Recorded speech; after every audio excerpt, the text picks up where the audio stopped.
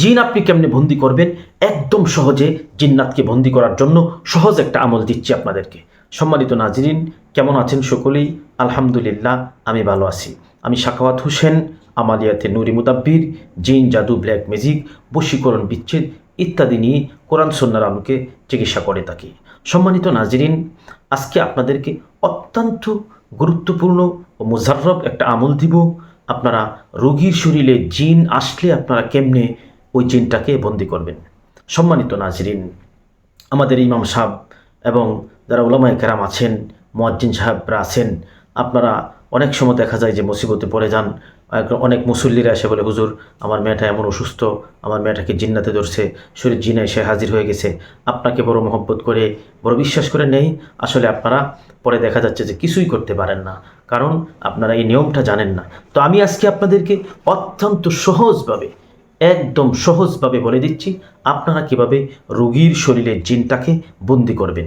কিয়ামত পর্যন্ত জিন যেতে পারবে না আপনার অনুমতি ছাড়া।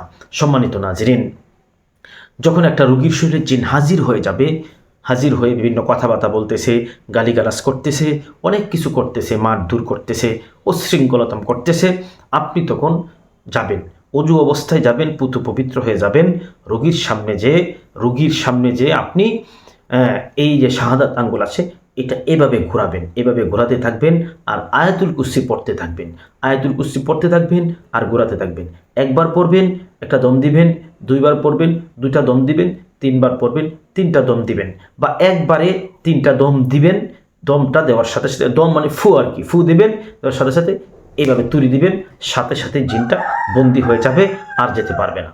তখন আপনি রোগীর জিনের সাথে কথা বলবেন, কেন ধরছে, কী কারণে ধরছে, কেন আক্রমণটা করতেছে।